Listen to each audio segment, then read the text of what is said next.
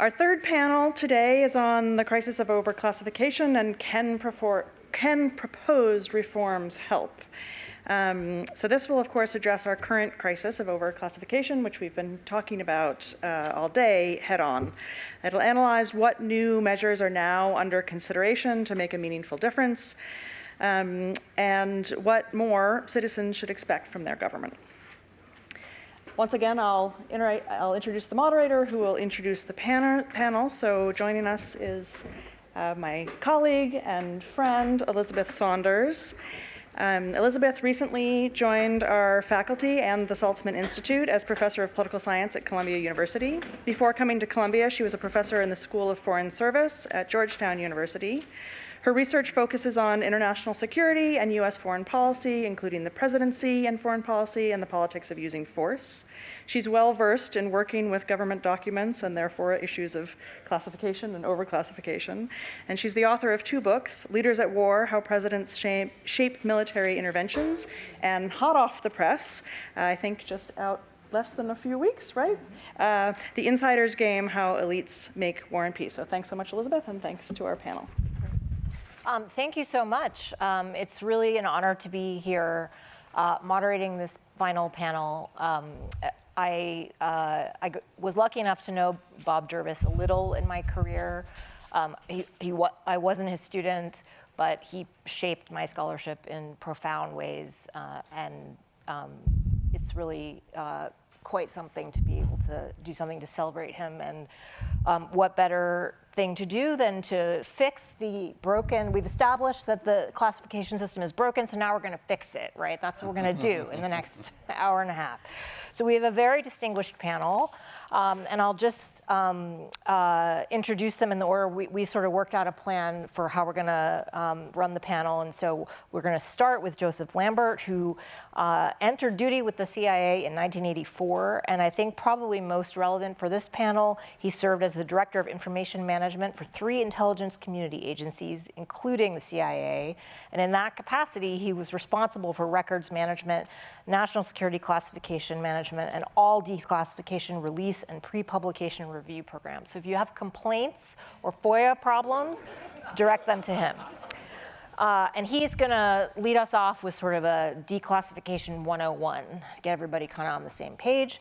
And then we will turn to Michael Collins, who assumed the position of acting chair of the National Intelligence Council in the ODNI in February of 2023, and has had a variety of other positions in the CIA before that, and is a specialist in East Asia, and started duty with CIA in 1996. And then all the way at the end, we have Tim Naftali, who is a senior research scholar and an adjunct professor here at SIPA. And he's a member of the Department of State's Historical Advisory Committee. And I think he really brings in a very interesting perspective as both a historian and the former founding director of the Richard Nixon Presidential Library and Museum. And so he's sort of been on the consuming the documents and the sort of custodial, trying to keep them safe and following the rules kind of end. And I think it's a very interesting set of perspectives that we have here on this final panel. So we're going to have Joe sort of start off with Declassification 101, and then Michael will talk a little bit about efforts at transparency that the government has been pursuing recently, and then Tim will sort of give us some perspective, both from the historian and the director, the library director, and of what are some proposed reforms. I turn it over to Joe Lambert to kick us off. It's a real honor to be here for 2 reasons. 1, my good friend Peter Clement asked me to, and 2, my dear friend Bob Jervis, who I developed a very close relationship with over many years. I was the CIA officer that ran the historical review panel, and Bob was the chair of the historical review panel. So I used to tease Bob while he was yelling at me that nobody could handle Bob, but I was Bob's handler at CIA. Yeah. And he didn't like that. And I can say, because his wife is here, and I said this last night, and she smiled, Bob was a real pain in my butt over a long, long time. But he kept us honest. He made us better. and everything that he did, he had the utmost motive in mind. So my task is to talk about declassification. This all kind of started with President Clinton's executive order entitled National Security Classification back at, I guess it was 1995. And that order prescribed three ways or methods of declassification: automatic declassification, systematic declassification, and mandatory declassification. And there's a fourth area of declassification that I'll talk about at the end that Bob was extraordinarily helpful to CIA and made an enormous impact across the entire government. So automatic. Automatic is all permanent federal records that turn 25 years old have to be processed for declassification. It is a complicated process. It is a massive undertaking for just about everybody in the government. You can exempt records for a variety of reasons: 9 sources and methods, weapons of mass destruction, cryptologic systems, state-of-the-art technology, military war plans, protection of the president, foreign government information, emergency preparedness, and things that would violate a treaty or international agreement. It was very costly. I set up the program at CIA, the National Geospatial Intelligence Agency, and the National Reconnaissance Office, and I've also been a senior advisor to the NSA and currently DNI in this capacity for declassification. To do this, you have to get a lot of people. You have to argue for a lot of money. The volume of records is enormous. It goes from, you've got paper and electronic. We're talking about tens of millions of pages of information. So what do you have to do? You have to figure out who's going to do this, right? You can't pull anybody off the street to do it, so you have to find experienced officers that know what they're doing to process these things. You have to have the money to set up the program. You have to digitize the information.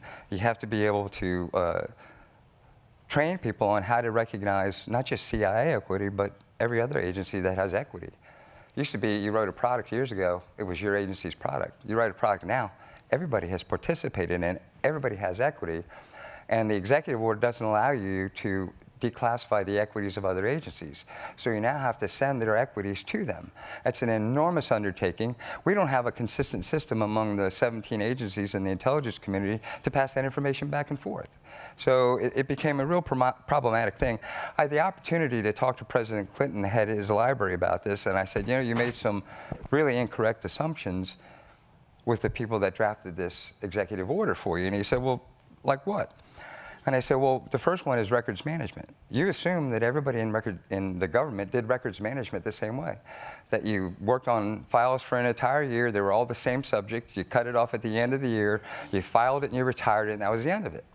Well, at CIA, when I would open a box, there would be 30, 40, 45 years, permanent records, temporary records, every subject under the sun in the same box.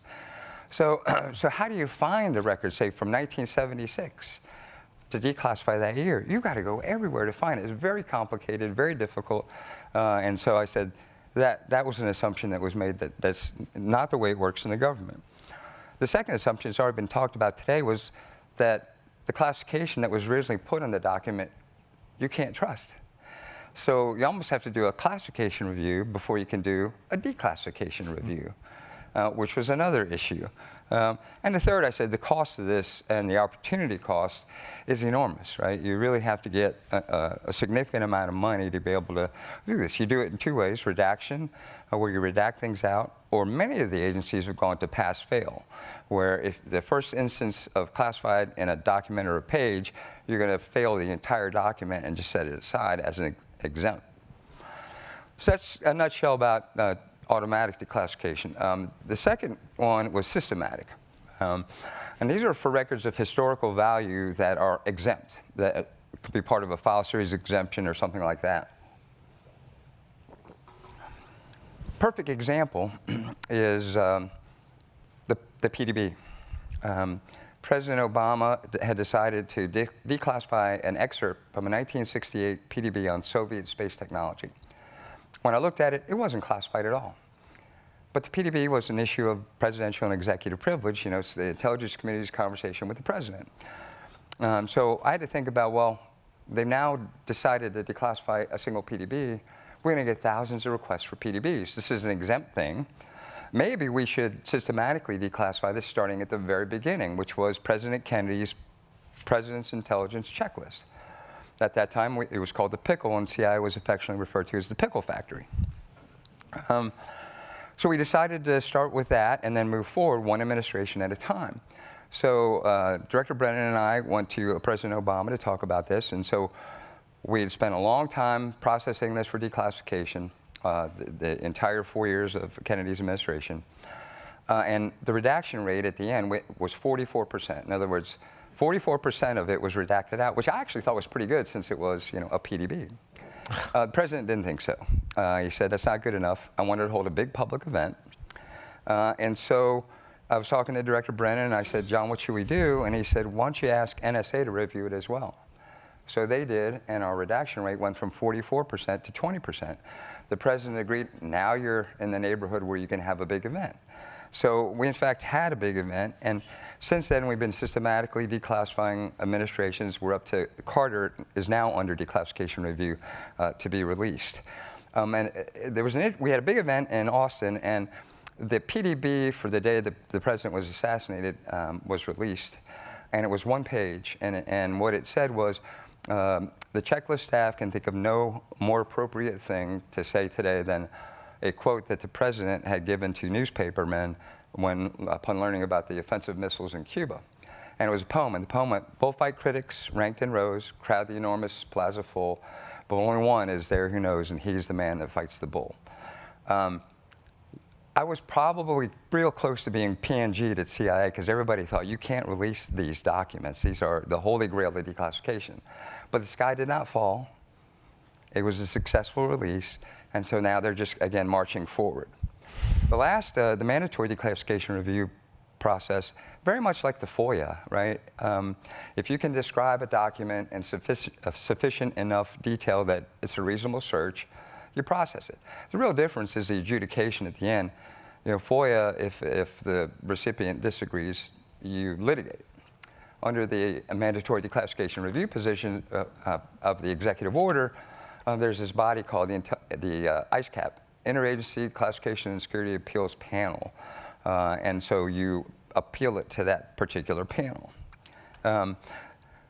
If it's a request from a foreign national or foreign government, the intelligence community is exempt. It can't be part of a litigation, or it can't be part of an exempt file. So those are the three main ones. But I want to talk for a minute about the area where Bob Jervis made the biggest impact, and that's in the discretionary declassification area. I was sitting in General Hayden's office one night, and he said to me, Joe, you own the CIA archives. And I said, well, sir, I've never thought about it that way, but I guess you're right, we do. He said, there's got to be some really compelling stories in there. You ought to pick them out, and we ought to declassify and release them to the American public. And the more I thought about that, I said, that's a good idea. So what do? I call Bob Jervis. Bob says, that's a great idea. And the next day I get an email about 67 topics that would be great to do. And to Bob's credit, it was just the first email. Okay. To Bob's credit, the CIA has done probably 25 or 30 of these major events all over the country, presidential libraries, major universities, things like we did Bosnia with President Clinton at his library. He was the keynote. We did the Camp David Accords with Jimmy Carter at his library. We did the Berlin Tunnel, fascinating story between the Berlin Airlift and the Berlin Wall. We did a life of Richard Helms. We put Air America helicopter pilots on stage for the first time with the Air Force pilots that they had rescued. Really powerful stuff. NRO released the KH-9 hexagon bucket that fell to the ocean floor in the recovery attempt. NSA's released famed cryptologist William Friedman's collection. And Bob played an enormous role in both getting the credibility to do these things and in coordinating them across the entire United States. So I think I'll stop there. But very impressive body of work, and Bob was an enormous assistance to the CIA in that particular endeavor. Thank you so much. And I think for the students in the room, when you start out, you're also as naive as that person who wrote that Clinton directive, right? Because the lesson you learn very quickly is that the archives are not organized according to your topic, right? It's very whimsical, shall we say. Thank you so much. So we'll turn now to Michael Collins, who will give us a sense of what the government's currently Well, doing. yeah, thank you. Thanks for the opportunity and the invitation, really, to participate in this conversation. I apologize for not being able to get up here yesterday. It's been a little busy at the farm this past week. I'm going to speak more just to say a few words about what you don't often hear from the intelligence community, which is the proactive enablement of being able to engage the private sector in an open, transparent manner, as opposed to thinking about it as we're reacting to somebody wanting us to declassify something. I think this conversation today is very strategically meaningful and very timely for what you're about to hear from me. As the head of the National Intelligence Council, I'm principally responsible for overseeing all of the analysis across the U.S. intelligence community, representing the entire views of the intelligence community, for the day-to-day high-level policy decisions we're making, for the longer-term strategic estimative work and the global trends that the National Intelligence Council is especially known for, and for using this intelligence for important reasons, for outreach, for global engagement, for intelligence diplomacy. It's a word that's been in the studies as of late, or other forms of intelligence releases, transparency, et cetera. The use of objective analysis for many purposes for positive strategic effects, something we take very seriously. I would note for the first time, if you haven't noticed it, in the national security strategy for the first time in the US government, the word intelligence is actually in it. It recognizes for the first time transparently that intelligence is as much a national security asset as are the traditional forces of power we typically speak to, economic, military, political, et cetera. And what I'm about to speak to will reinforce the criticality of that. So I take seriously this role we have for what we produce ultimately for the national security decision maker, from what we can glean from and acquire engagement with the private sector. Those who work for me as well in the National Intelligence Council or NIOs know we take very seriously the role we can play in encouraging and actually being a part of what I call a larger national or international analytic conversation on what's happening in the world, on the forces that are driving it, and what it is we all can collectively do about it. The narratives that are being espoused about it, whether true or not, many of them, of course, false. And in particular as well, espousing and representing something that is very core to our tradecraft and our mission, apolitical, objective, critical thinking. We think we play that role critically. We need this positive engagement because we need the insight from the private sector, the non-governmental actor for the analysis we're producing, and increasingly so. Shame on us if we think we can provide to the President of the United States what the President of the United States most need to know based purely on something secret that only comes in my inbox, as opposed to increasingly in the open source arena, all the expertise and insight that's coming from that. So this is really, really important to our, to our mission, and we know broadly we can play a consequential role to that end. And when I step back and put on sort of my strategic hat and think about what's happening in the world, right now we're in the middle of doing a lot of strategic estimate work on what's the emerging global order, whatever we're going to define it, and what shape it's taking. References were made earlier to the rise of China and what China is attempting to do in the world. One of the things that I'm often asked about in terms of what concerns me most in this is misinformation and disinformation. Not just because of what Russia or China are necessarily doing about it, but the phenomena in and of itself. And the use of misinformation or disinformation narratives about the world and what's happening in the world based on that, as opposed to narratives based purely on objective truth. This is a problem because increasingly so our authoritarian revisionist adversaries around the world, when you truly understand them, domestically, politically, and in their foreign policy aspirations and what they're doing in the world, they don't depend on truth. To the contrary, they depend on lies, falsehoods, and manipulated narratives. And we can all come up with examples of that. So at a strategic level, we especially have to appreciate that and being more forward engaged, if you will, on studying intelligence to that matter. But it's also happening because this phenomena that is misinformation and disinformation in the world is also happening because of the previous panel in part. Technology, social media is just simply enabling it more. It's enabling the proliferation of this phenomena, and it is a national security threat in and of itself, And increasingly as well, when you put the third variable in this as an analyst, the non-state actor really increasingly matters in international affairs. International affairs is no longer just about governments or the central leaderships of governments. It's about the non-state actor, the individual in some cases, and what they can accomplish around the world as well. They matter increasingly so for global affairs. And so we have to understand and be a part, we have to be a part of that. This is an international relations person saying this, human cognition, human understanding. What often worries me to a further degree about misinformation and disinformation is not its increased prevalence and the phenomena that it actually is, but I worry that human beings increasingly don't care about the truth. The truth is less relevant. Then we're really in an existential problem when to the point, Carmen made the point earlier in the last panel about the importance of truth to science and the truth to our ecosystem compared to others, and that's something obviously we take and we have to think about from a strategic standpoint.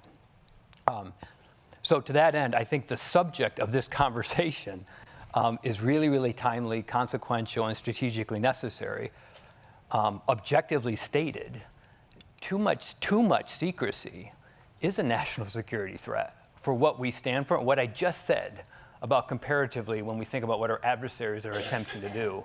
More precisely, I would say even further, a too dogmatic of approach to thinking that for what we do, that the only intelligence of value is something that is secret and should remain secret forever. We will not be doing our job for what we are ultimately responsible for national security decision making if we only think that I can, as I said earlier, can inform the president based purely on what comes in the classified channel.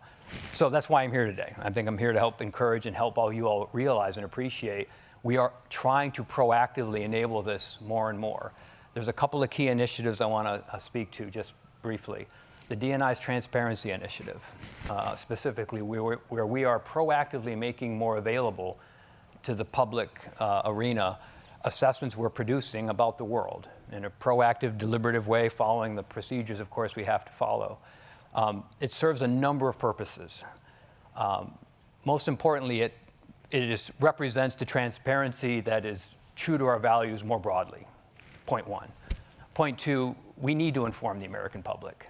And we need to inform it, as I said, in an objective, apolitical way, informed by critical thinking and empirical evidence. Third, we need to model, and we should model, just the act of, as I say, being objective and apolitical in the models we use in our analysis. That itself, I think, is a critical function. And we need to, through this, we can take on and challenge the false narratives that are affecting U.S. national security more broadly in the world. Last point is increasingly, I mentioned it earlier, the non-state actor arena, and I'll close with this. We need to partner more, all the more so, with the non-state actor arena. And so proactive enablement of a conversation through these releases make that really, really critical. The non-state actor arena is increasingly, as much as I said, about understanding the international world, whether in business, commerce, science, scholarship. That's the insight we need, therefore, to put into our analysis. So shame on us if we're isolating and not pulling that insight in. Second point, the non-state actor is where innovation is happening. It's where science is being done. It's where technology is being advanced. We're not going to be able to do that in the U.S. government. We're certainly not going to be able to do that alone in the U.S. intelligence community. So we need to be part of that and draw that in. And the last point, because of 1 and 2, the non-state actor arena is under threat, significantly so and increasingly so, by our adversaries around the world, in all different forms, from influence to cyber to what have you. And so therefore, because 1 and 2, I said why the non-state actor arena matters, we take seriously the role we can actually play in helping to inform and defend the vital non-state actor that's really, really critical to U.S. national security success in the world going forward. So that's my strategic pitch as to why this is really important. Thank you so much for the opportunity. Thank you. Great. Turn to Tim. First of all, Mrs. Jervis, thank you for coming. A little over 2 years ago, we witnessed a remarkable feat of coordinated U.S. declassification. The intelligence community, working under the instructions of the president, released current intelligence on the likelihood that Vladimir Putin would invade Ukraine. Moreover, the IC also provided journalists and the interested public with the prediction that Russia would stage some kind of false operation, then blame Ukraine, to attempt to justify its real aggression against Kyiv. This release didn't deter Putin. I doubt the White House or the intelligence community expected that it would.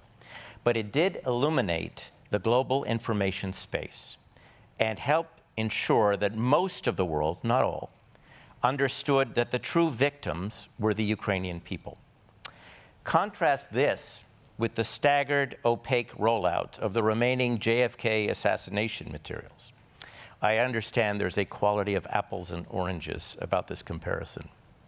In the months leading up to the invasion of Ukraine, the executive branch of our government understandably was on high alert regarding a threat to European security, implying a threat to US security. And the JFK materials were decades old when two administrations, the Trump and the Biden administration, had to deal with thousands of pages that had been kicked forward 20 years by the JFK Assassination Review Board. But in a cumulative way, access to government records, especially presidential and intelligence records, is a barometer by which many assess the transparency of our government. The maintenance of an understandable, dependable, efficient, and fair process by which scholars, the press, and the interested public can request the review and release of the most sensitive of those documents is essential to the credibility of government, especially of the intelligence community and the National Archives. In an era, as Mr. Collins has said, of aggressive state-sponsored disinformation, coupled with and occasionally amplified by a domestic political culture strained by conspiracy thinking, the importance of making access to information as understandable as possible is even greater. In the absence of explanation, understandably, the public will likely resolve uncertainty in a manner that further transforms the very American tradition of skepticism of government, a good one, by the way, into hard cynicism or apathy. Not good. Many times, the fault is of the declassification itself. The interested public is only now fully comprehending the breakdown that has occurred in access to classified historical presidential records. As a result of decisions made by the National Archives before the pandemic, the release of declassified presidential records outside of the JFK assassination review process largely ceased in 2019. I understand that the system is back in action, but it will take years to undo the backlog. In many cases, new requesters for declassification of presidential records now face a 10-year wait before even their request is sent to the agencies by the National Archives for review. Not only will the wait ultimately be even longer for most requesters, because the equity agency, that's the agency that produced the document, still has to review it, and that takes time.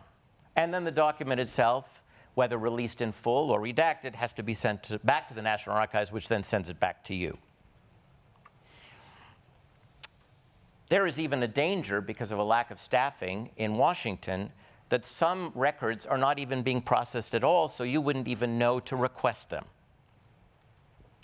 I am pretty confident, and in fact, I'm very confident, not pretty confident, I'm very confident that the new archivist, Dr. Colleen Shogun, is taking this issue, which she inherited from her predecessor, very seriously. In fact, she told me that. But she must manage this process at the moment in an era of decreasing resources. With the time remaining, I wish to make a few suggestions, which I can unpack in our conversation. First of all, the intelligence community should do a better job than simply listing paragraphs from an executive order or a governing legislation to explain why documents have been withdrawn and withheld from high-profile declassifications, such as the JFK documents. This is not because the US government wanted to deny the American people the knowledge of who killed John F. Kennedy. Part of the whole misunderstanding of the JFK collection is that a lot of it had nothing to do with the assassination of John F. Kennedy. It had to do with covert action which was then pulled in by congressional investigators as a way of understanding the environment in which a president of the United States could be shot and killed in Dallas. But the optics of the way in which the system handled the JFK assassination release, I think, further undermined trust, with many Americans thinking the US government was trying to withhold the truth about who killed Kennedy. Some of the decisions, whether to release or redact, should have been informed by thinking about the consequences for the concept of transparency in the United States.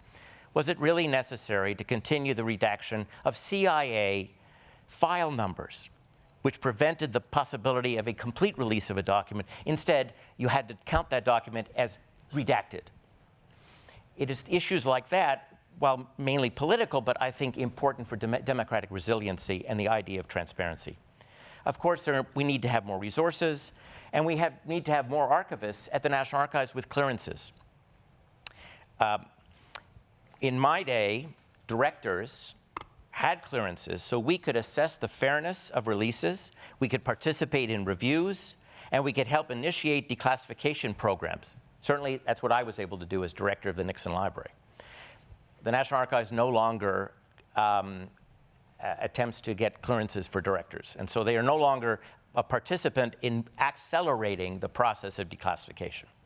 The ISCAP process, which Joe responded to, I believe should be upgraded and expanded.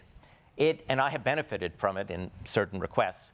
It's a very important process. It's like the appeals court for a mandatory review request. But the flaw in the system is that when they deny your appeal, there's no explanation of why, and there's no non-governmental person on this board. There should be, just as we have, I'm in the Historical Advisory Committee at the State Department, and we have the right to be consulted, and we're briefed on the nature of how the State Department declassifies records.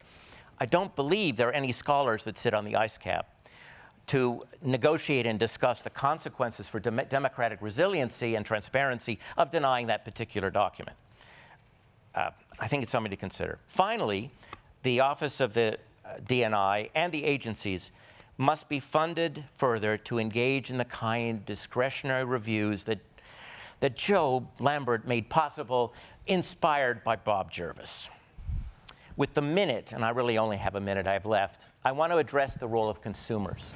This is not only about the IC and the National Archives. There is a reason we are at the Jervis Conference. Robert Bob Jervis was a gift to those who care not only about the use of intelligence, but the development of smart policymaking and the development of sophisticated intelligence history and historical analysis of policymaking.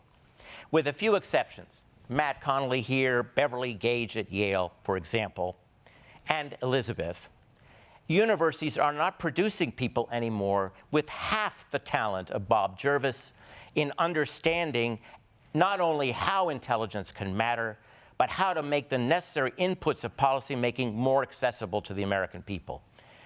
If you don't know how a particular government works, because though they share certain attributes, American presidencies differ like the men, and I hope someday with the women that lead them, how will you know how to request the right documents or emails?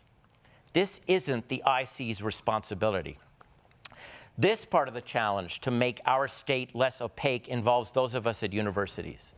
And this isn't only the story of the teaching and studying of political history in the modern era or the decline of non-rational choice political science. It is also a product of changes in how archivists are trained, where there is much less of a focus on subject expertise. Your archivist may not know how to help you figure out how to reconstruct the policy of the administration whose archives they are the custodians. All Americans benefit because of the effect on our sense of transparency and therefore of democratic resilience. The more people we have in our country who are literate in the ways of government, especially of national security. Excellent. Well, thank you all for.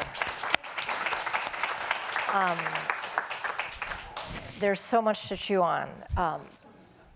I want to. I'm a political scientist, right? So I want to talk about the elephant in the room, which is politics, and it hasn't come up that much today. But I don't think it would be doing Jervis's legacy, justice if we didn't really address it. So, and I don't mean that, these questions are not intended to go down the road of one party or the other, but I think we can't ignore the fact that a lot of the things that have come up today as potential solutions require Congress to get involved, require more resources, which Congress would have to appropriate, and this is a very complicated reform process, but let's say that in the next hour we came up with something that seemed very plausible and we took it to Congress and they passed it, right? I mean, if I could wave my magic wand. What's to say the next administration wouldn't overturn it? Because there's a lot of scholarly evidence now that policies just do not stick the way they used to, right? Presidents make a policy, and the next president comes in and overturns it. And I think that's a function of partisan polarization, the swinging wildly. So in policies. So if we're talking about reform, one question is, does it matter who does the reforming, right? I read this excellent article in Time magazine that looked at some of the efforts that Mike Collins was describing about sort of selective disclosure and using intelligence to marshal allies in the fight against Russia. And there was a great quote from someone on the NSC who said, what sets us apart is the way we do it and what we're doing it for, meaning that, the selective declassification is being done for good in this case.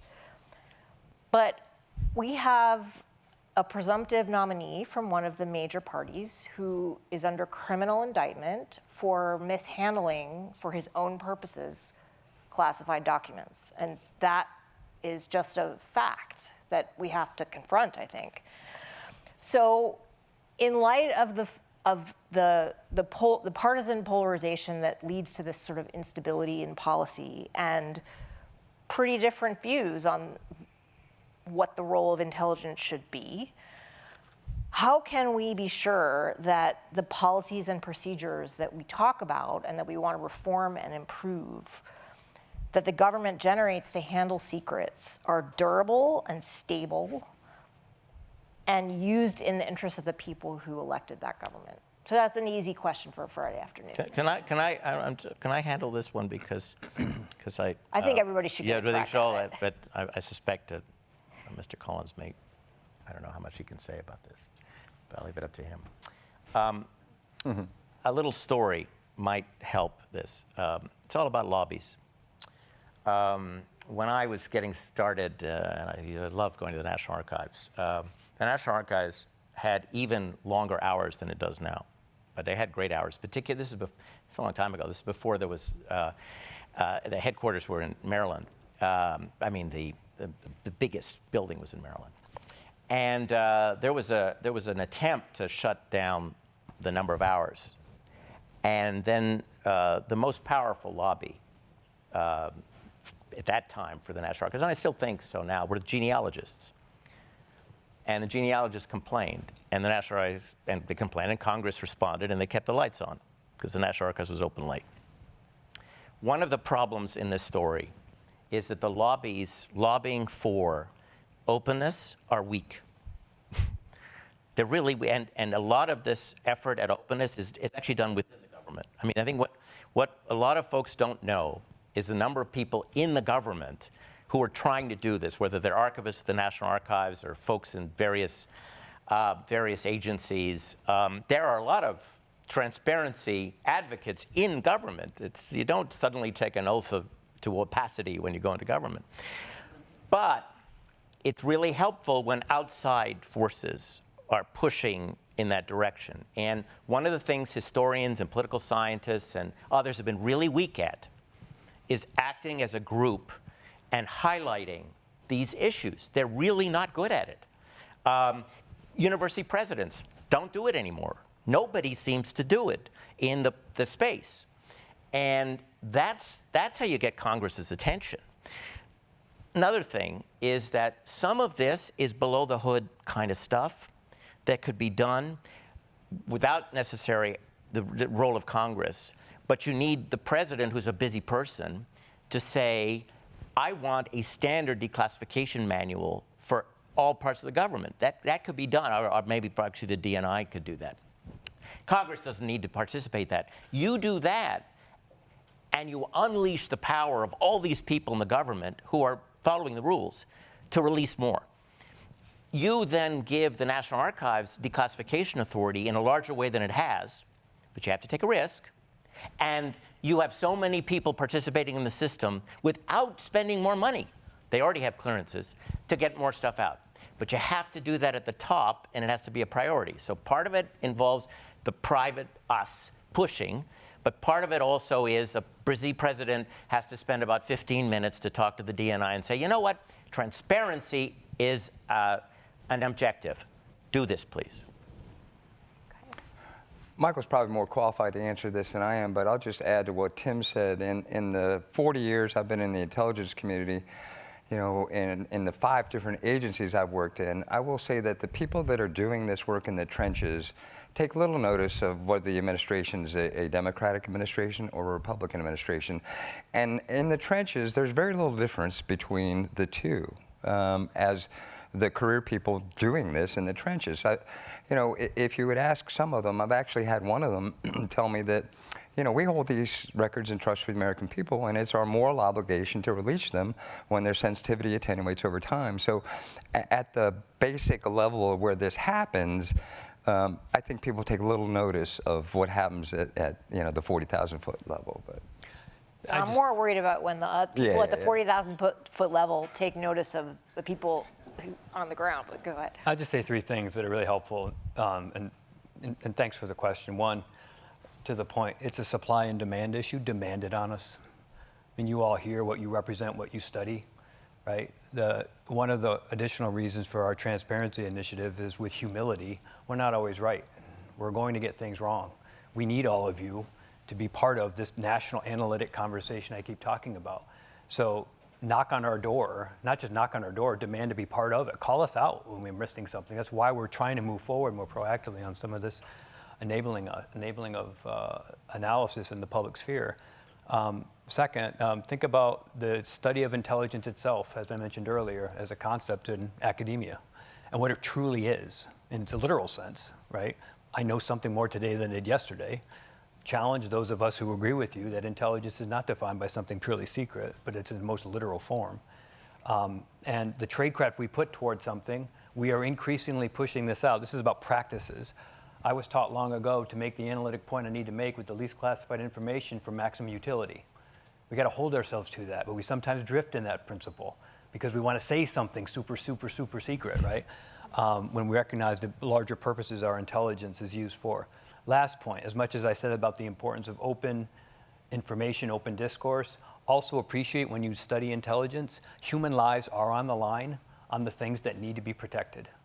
Increasingly so, there are things for which we're going to open up and talk about.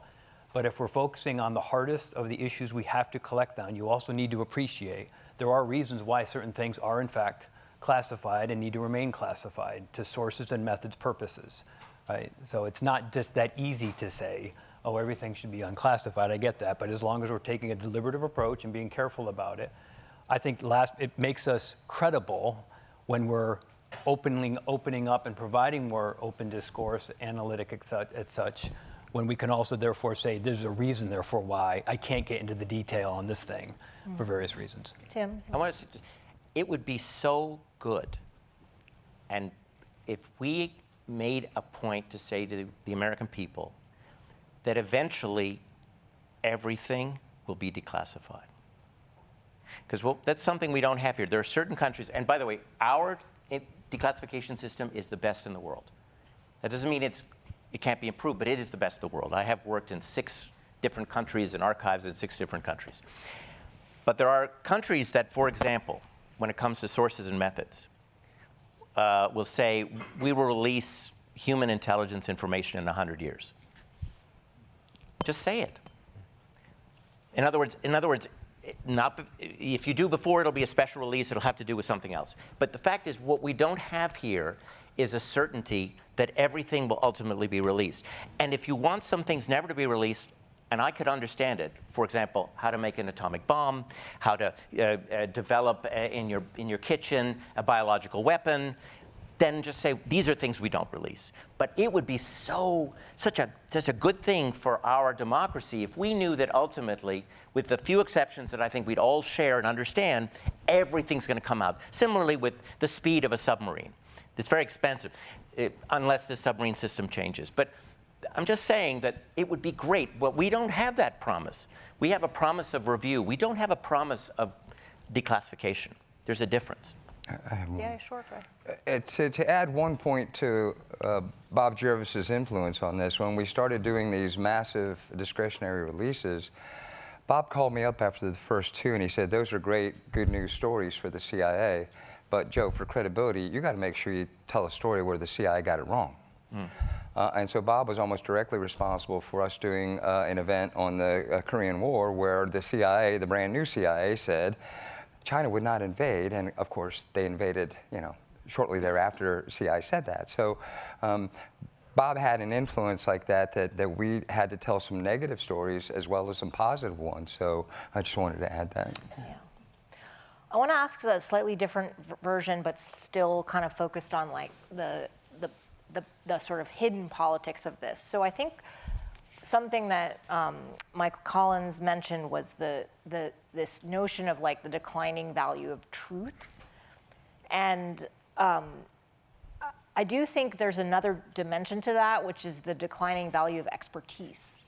And we've seen that not only sort of in the public sphere, but also in the political world, right? And it's no longer something that some politicians like to tout, that they have expertise in, country expertise or issue expertise. National security expertise is probably the thing we all care about the most, right? So, and that sometimes applies to presidents, and I think that goes back a long way and isn't, in both parties. There have been many nominations in both parties of people with very, very little national security or foreign policy experience.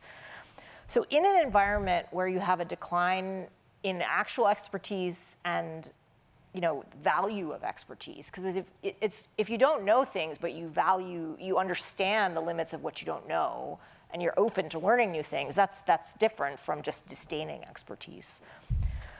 How do we think about trying to reform? I mean, if we think of this as a moment of reform, right, that we're kickstarting the review process again after some COVID backlogs, if you could be granted 3 wishes and fix the system however you see fit, how much of a difference will it make in a world where one of Jervis's great insights in perception and misperception in international politics, which was the book of his that really had the most influence on my scholarship, is like, you take in a new fact, it's all the stuff you already have in your head that provides the context for understanding it. And if you aren't even aware that you don't have that context and you don't value people who can help you get it, is this exercise just futile? I'm a real, upbeat moderator, aren't I? I'll jump in on that first. Yeah. I think those who work for me know I take seriously, more so than just describing a program of analysis, the program of research and analysis. That is the thirst to be better and smarter on something. I don't think of the analytic community as just describing or summarizing, or sometimes you hear these terms, synthesizing information that's out there. We're trying to find out solutions to things. Oh, Right. I should clarify. I'm talking not about the producers of this stuff. I'm talking about the people the consumers who aren't in this room, let's say, like the politicians, the president, the decision makers, who seem, in the political sphere to value the expertise less than they used to. Well, I think, again, the role that the intelligence community can play in energizing that customer base, not just the policymaker, as I said earlier about the public arena, is showing that we are intending to try to carry out research, investigation, science, experimentation, term used earlier, to figure out what's really happening in this country. Where might it go next? In a more purely empirically based, academic based, so we're pushing our knowledge of something. And again, like as I said earlier, I think that's a role critically where academia and the public sector can work with us on it. But again, to the point I said, challenge us to do that. It does, and increasingly as well, when we talk about national security issues, I mentioned earlier the geopolitical great power competition we're talking about in the world. We can't just talk about the United States, China, Russia, Iran, North Korea in that geopolitical sense. We talk about it, you can read the director's testimony and how she's conveyed in her threat assessments what threats we see in the world, but take as much focus as well on the transnational issues that are affecting our national security in the world: climate, human security, human development, food security, medical. COVID was a great case in point, the best example more recently. They're not mutually exclusive. If we're advancing science and research and expertise in those domains, and our analysts need to be smart in those domains, not just smart on China, Russia, et cetera. We need to be smarter in those domains because those are the domains within which the competition is taking place. But at the same time, we need to help harness expertise to help solve them for the good of the global commons in general. So challenge us to be smarter through political scientific approaches to the hard national issues we're following. Tim, do you want to jump in on this? Or? I think the openness community does make a difference. I know they don't think that they do, but those voices are actually heard inside the agency.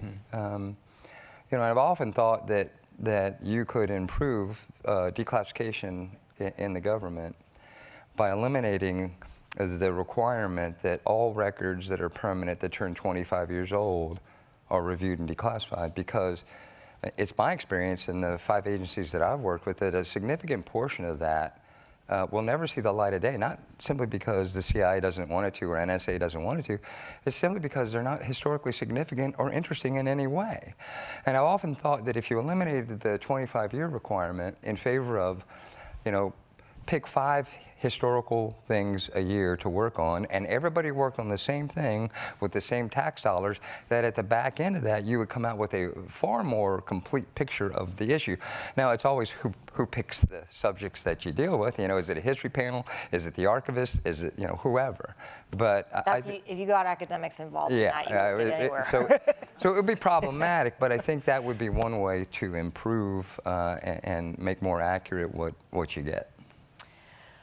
I want to pick up on something that, in the same vein, but that picks up on something from the previous panel, which is the technological complexity of what we're dealing with as the subject matter. So when I teach the Cuban Missile Crisis, we talk a lot about, the U-2 overflights, and these were manned aircraft, and in order to get higher resolution intelligence, you had to fly lower, and that meant there was a trade-off between, the quality of your images and the risk to the pilot, which could then, if the pilot was shot down, you could end up in a situation of escalation.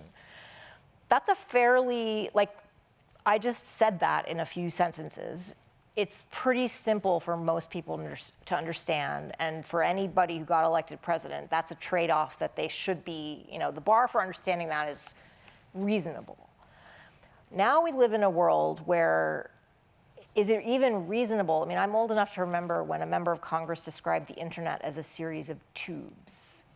And recent hearings on technology oversight in Congress have not actually shown Congress to be particularly fluent, shall we say. So as the product and the sources and methods get more the sources and methods get more technologically complex, can we, what do we do with the problem of just the president or the people advising the president, decision makers, not being able to kind of kick the tires of this intelligence because it was produced in a way that they can't understand? when we're telling war stories from teaching, right? They're good ones. When I teach about World War II, I talk about Ultra. I talk about, and that was a secret. Those of you who've seen the History Channel, Netflix, what have you, you'll know it was deciphering most every significant message that the Nazis created, and the Japanese, so that was called magic. But it was a kind of secret that if you gave it away once, everything could collapse. And so there was a community of 35,000 people at least who kept the ultra secret until the 1970s. It's an amazing story. We're in a complex era where the United States, in 2 instances, told the world that it had information of the quality of ultra, and for some reason the US could tell that to the world and not lose that information. I'm not asking to be told. So we're in a very complex world, not as straightforward as the NSA will tell us from that era, okay? I suspect that most presidents have never really asked for the technological explanation. Indeed, I'm not sure that presidents, although they're allowed to know, have even bothered to ask for the names of many of the agents that turn in the information. So I'm not sure that the fact that what's producing all of this material is way more complicated and perhaps less fragile than Ultra. I'm not sure that policymakers today would ask for any more information about that than their predecessors. Like the satellites. When Jimmy, you know what, Jimmy Carter's an exception. He probably did. But when Jimmy Carter was the first president to have real-time satellite information, thanks to was it NGA, the name keeps changing. It was declassified all of this about the keyhole satellite program of that period. So you can learn all about it if you want. He probably asked for that information, but I'm sure most presidents would just say, okay, well, what do we know? But even if they didn't ask, you can. This is a photo from a satellite. Is like a thing that most people who get elected president and their advisors can understand.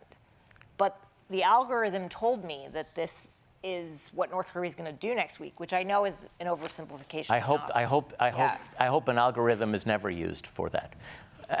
Well, but I do think that we are moving towards an era in which the technology is becoming more of a black box, and I do wonder.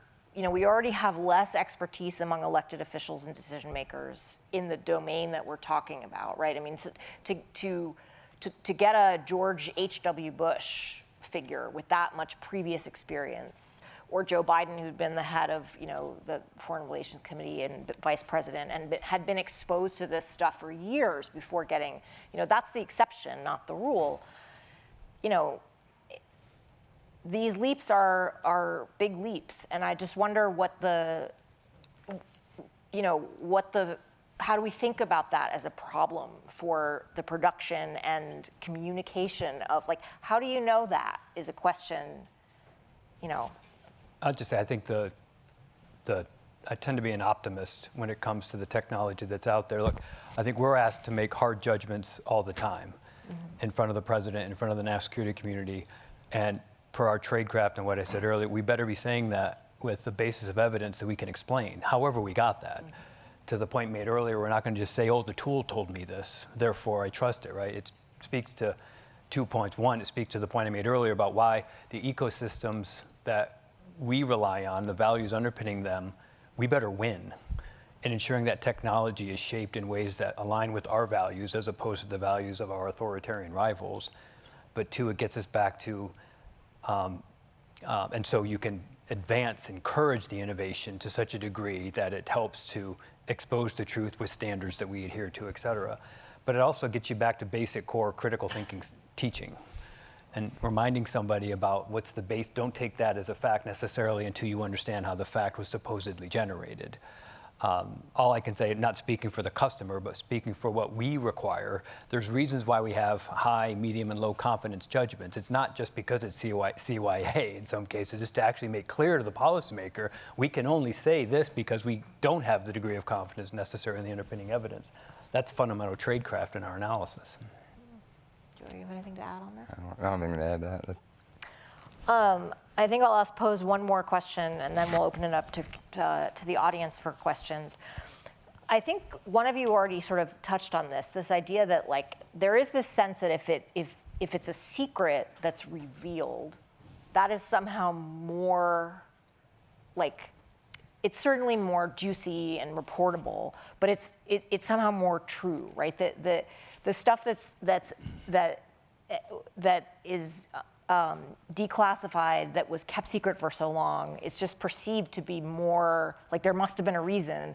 And I think one of the nice things about this panel is it's showing how much of the stuff that stays classified does so for no logical or intentional reason, or no concealment, right? So do you think that, are there ways that the sort of de-fetishization of secrets could help with this, right? That, just being a little more, here's stuff that's in the public domain, and we can, so that the impact of, so that people don't feel that the truth is still behind the curtain. It's just things that the agencies feel would damage, human lives or other sort of important networks or things like that. So how do we deal with the kind of like cachet of secrecy? Well, I think that's human, isn't it?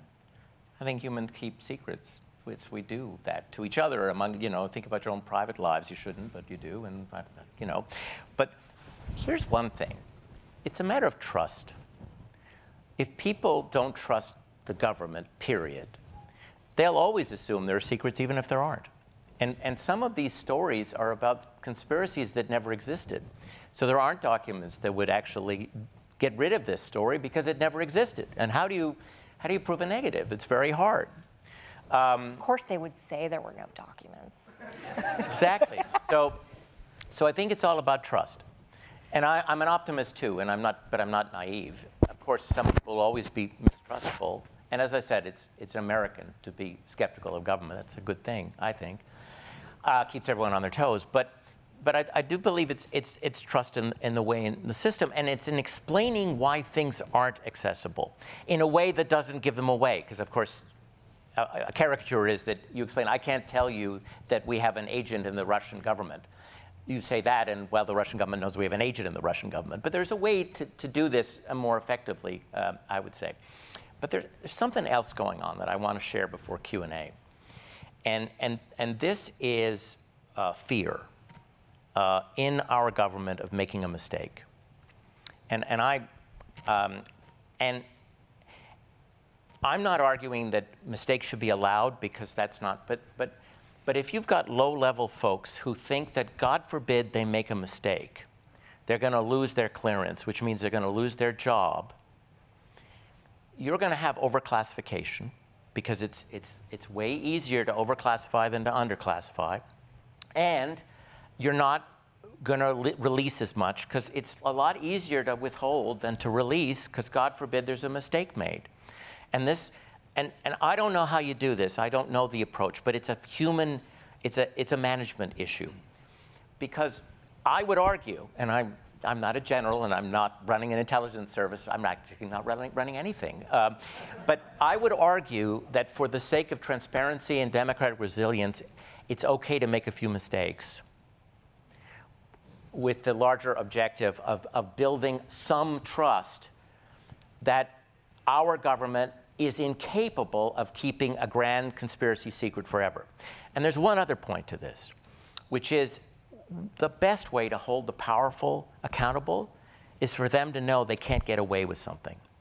And if they know that it's going to be awfully hard to keep a secret, they might not do that bad thing. That's a bit naive, I recognize. But there is an advantage in building a system where people understand that ultimately there will be transparency. Any final thoughts on that? Well, I think the mistake one is an interesting one because people just naturally make mistakes, right? And I remember Director Panetta called me up to his office one time and said, Joe, what are my declassification responsibilities? So I would explain them to him. And I remember distinctly what he said. He says, boy, I'm really glad I don't have your job. And I said, well, that should mean something coming from you. But then I said, the volume of information and data that you're dealing with now is so great that even if you, were to allow your people to be, 90, 99%, whatever the percent accuracy is, there's still going to be thousands of mistakes on an annual basis. And I remember a mistake within a month happened, and it made it to, I can't remember what the newspaper was, but maybe it was the Post. But I got a call to say, hey, how did that happen? And I had to remind the director's suite that, do you remember the conversation I had? Well, now there's only several thousand more to go this year. And it is an interesting one that there is a fear of making a mistake, because in this area, if it gets out, I'm smart enough to know there's some things that I thought, oh my gosh, this is going to destroy the republic, that was innocuous. And there was some stuff that I thought was really innocuous that were the crown jewels. So Tim scratches an interesting itch there. And we can't, as we were talking about in the AI panel, as they were talking about like training it on you think to yourself, like if you trained it on a time when China had not developed, but after the opening of China, but it wasn't as strong as it is now, you might be revealing things that under those circumstances that you would definitely want to keep secret now, but you can't live with that. What if you did that, you would never declassify anything. So these are hard problems for a Friday afternoon. Mm-hmm. Let's open it up to the audience, and just raise your hands, and maybe we'll just collect a few. Would that be all right? And try and keep your questions short, and we'll get to as many as we can. We'll start here, and then we'll go to the back.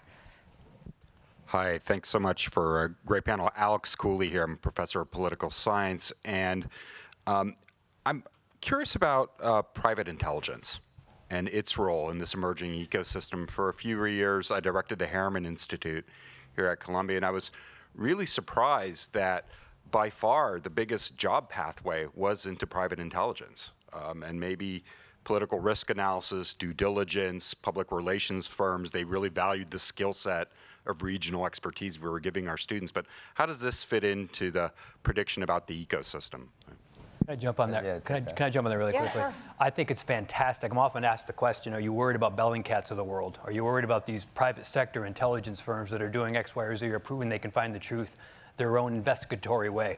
My response is that's awesome.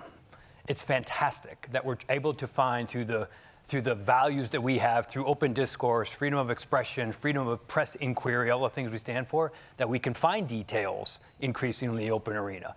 My NIOs know they're not supposed to just write assessments based purely on what comes, as I said earlier, comes in classified. They should be husbanding together the best of the insight that's out there. If the best insight can be found in those tools, fantastic, we're going to use that. And guess what that also does? It gives us greater understanding and confidence in when we do have secrets.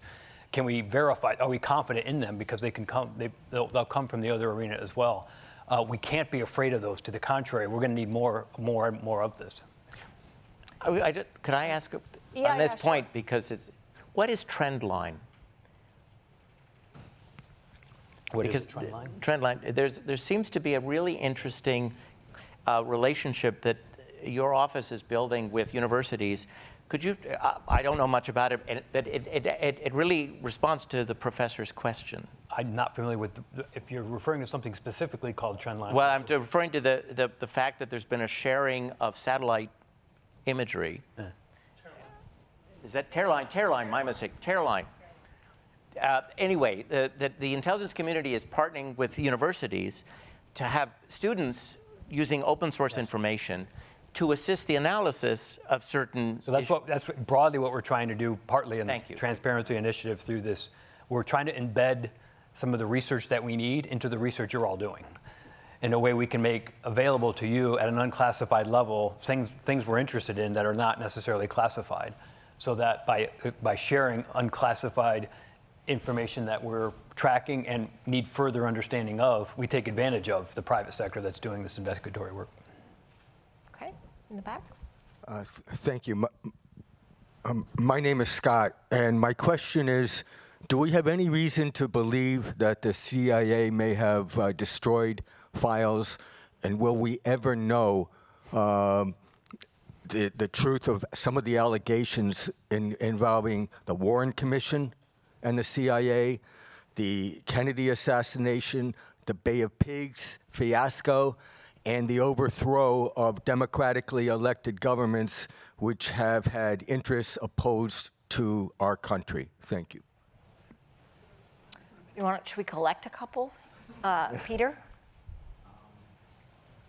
Yeah, quickly. I just want to make two quick comments. Yeah, There sure. you go, right here. Just two quick comments. When you Introduce talked about yourself presidents and whether they... Introduce yourself. Okay, sure. Peter Clement, I'm a senior research scholar, adjunct here teaching at SIPA. I worked at CIA for many, many years, and I know Joe fairly well. On the issue of presidents, this is your point, Elizabeth, which I really liked. Do presidents really ask where did this stuff come from? One of our biggest challenges in the year 2001 is when President Bush became president, he was delivered the PDB. This is all unclassified, by the way. The PDB's delivered, and on the last day before he walks into the White House as president, he tells his briefer, "Thank you so much. You've been great with all these briefings during the transition. You did a great job, and so I'm assuming tomorrow when I get there, you're going to give me the good stuff." And the briefer, Winston Wiley, says in the book, he used an expletive I won't use, but in the book it's there, and he says, "Are you freaking kidding me?" So he comes back to headquarters and tells us that President Bush actually wants like very detailed accounts of all our sources in the PDB. Well, obviously, we're not going to provide him names of sources on the UMIT, but he kind of wants to know, oh, is it like the second secretary of the embassy in such and such a country? Or if it's SIGINT, who was talking in this conversation? So we had a lot of soul searching going on about how are we going to write for this particular president? But it gets to your point. This was one who really, really was curious. And it all worked out well, and I think the PDB was better for it. But it's a delicate issue. How much detail do you want to put in the PDBs?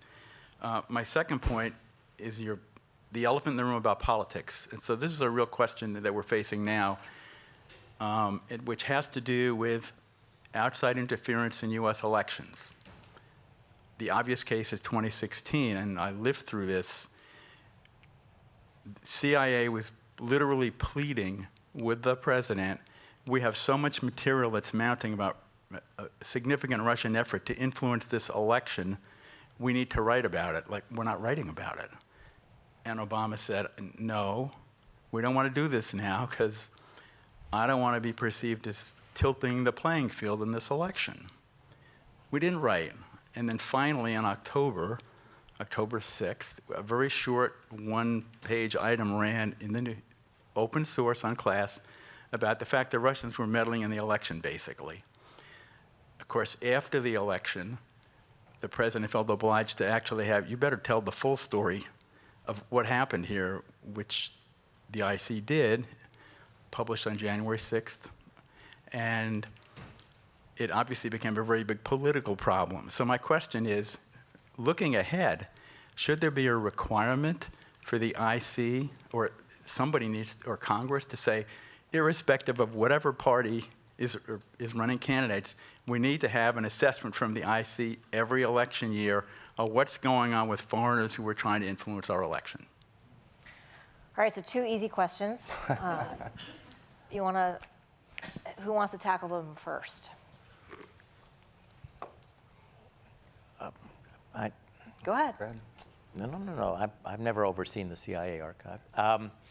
Let me put it this way. As an outsider, as a consumer, one of the things I do with my students is I ask them to build plausible hypotheses of every single possible conspiracy regarding Kennedy, walk them through it as if we were doing a Netflix special. Each one is a different episode, and they can't.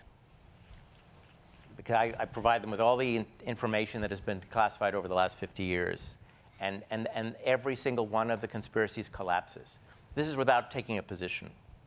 And my students, because they're younger and they have been through a period of self-radicalized terrorism, understand Lee Harvey Oswald better than their grandparents did. where everything was state-sponsored. But so one of the things I propose to anybody who's interested in the John F. Kennedy assassination is simply pretend you're doing a police procedural, whether it's, I like NCIS, but it might not be that, whatever one you like. And for each of these conspiracies, build the chronology and explain how John F. Kennedy and the conspiracy were in the same place at the same time. They all collapse except one. So no one can speak to what's been destroyed. Nobody can. Joe couldn't. I mean, but the fact is, take what you got and see what's plausible. That's how I respond. And then understand when you do history that it's as much an art as a science. This is not about politics. And think about how much easier it is for us to do history in this era than those doing 19th century history where presidents destroyed their papers. So that's my suggestion regarding the first question. On the second, I think it's really important that we normalize our recurring coverage of what adversaries are trying to do to affect our autonomy, not specific just to an election. Now, of course, I don't analyze the United States. What impact did something have on an election, right? But I do think it's really important. And that's why we stood up an NIO, National Intelligence Officer for Foreign Malign Influence specifically, because it is a routine requirement and not just when there's an election. We don't want to do it just when there's an election. We actually need to do it when we see it. We warn of what our adversaries are attempting to do, and we study the world to see what they're also doing around the world, where we learn a lot what they're trying to do in terms of their intentions and also their techniques. And also around the world, we can actually objectively analyze the impact they may have had, whereas we don't do that in the United States. So it should be routine. Okay, more questions there and there? Oh, yes, thank you so much.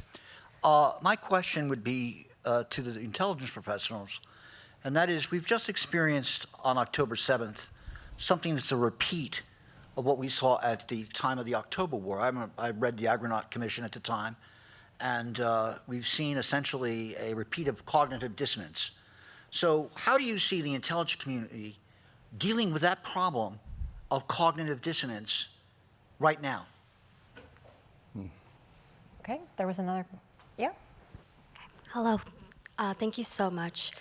So today we talked about the importance of transparency and having reforms to our classification system, being an important facilitator towards democratic resilience.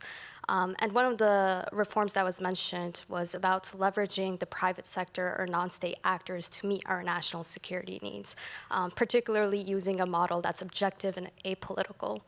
And I think what this will require, and some of the previous panels discussed, is having policymakers or intel officers or folks in the government with security clearances being involved in the development of these technologies or programs to reform our classification system.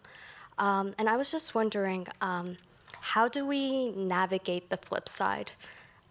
Like, how do we leverage the private sector to meet our national security needs in a way that fits within our democratic capitalist system, a system that I believe that allows private companies that are profit-driven and arguably apolitical?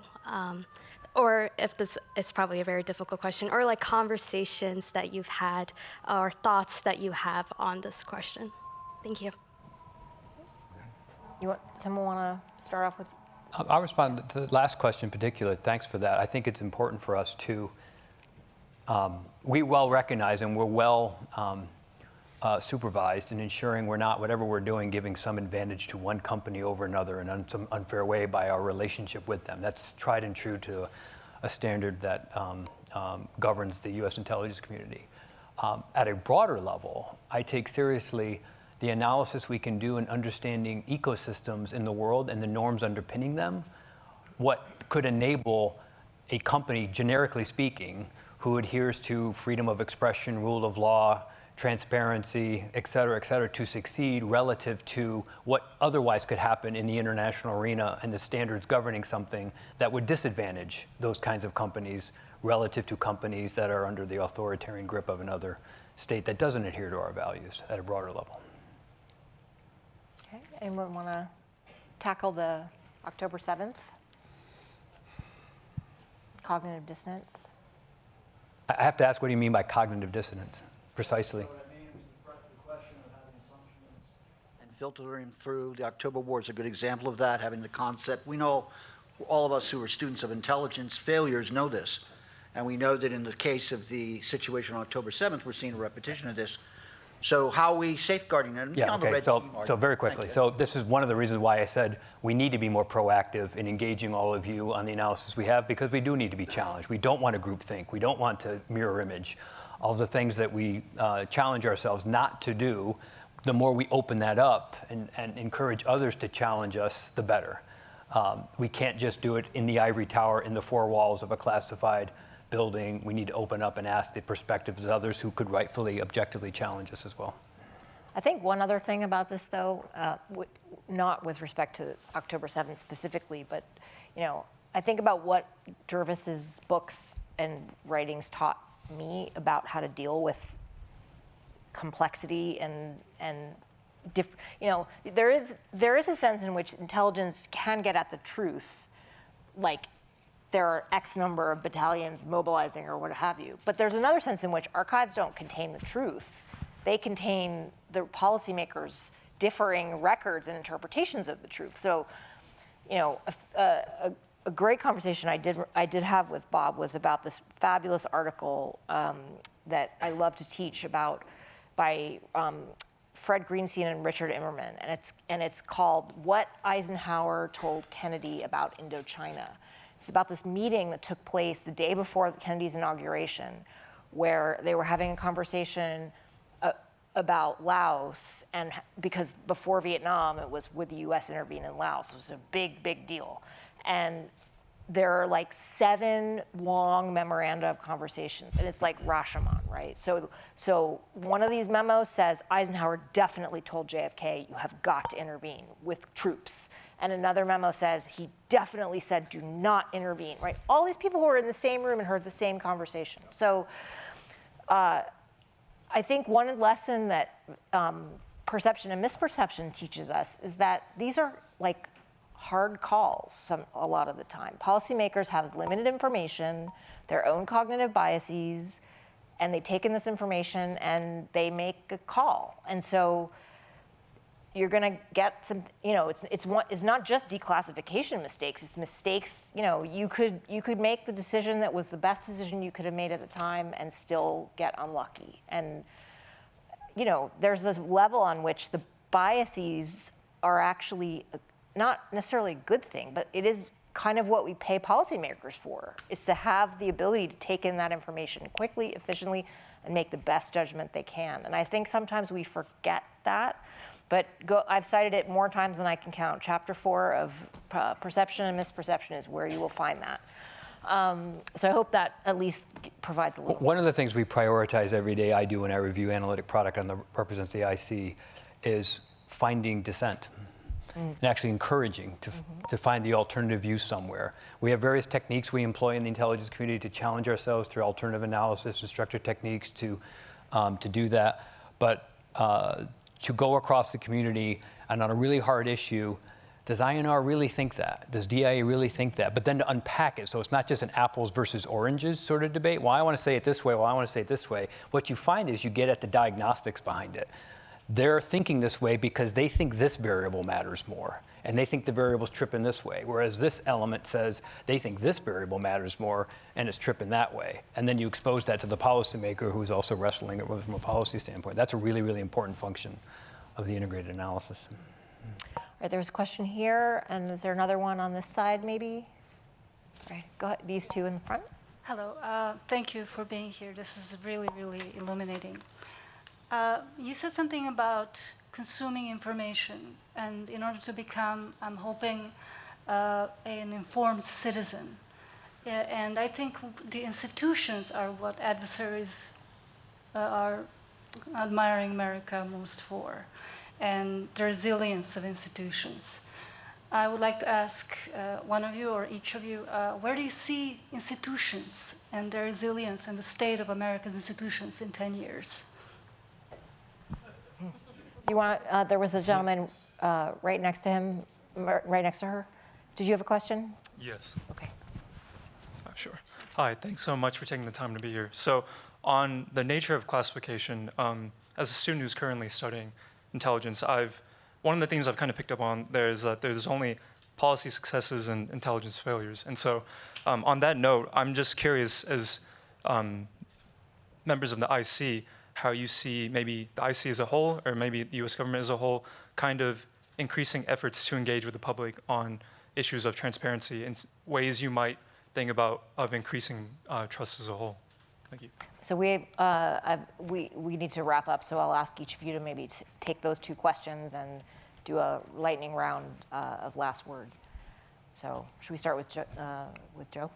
Yeah, I think to the degree that we can be transparent, we really have to be. And I think there's been a shift in the intelligence community in this topic in general. And I think, you know, the public engagement, whether it's, you know, through the openness advocacy community or just trying to do intelligence, you know, bringing in more open source, and I think is the way to go in the future. And I think technology is going to play a huge role in this as well.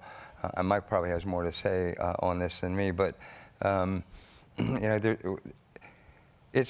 deciding when a secret is no longer a secret can be a really complicated thing. I mean, it really it's like an onion. There's lots of layers to it.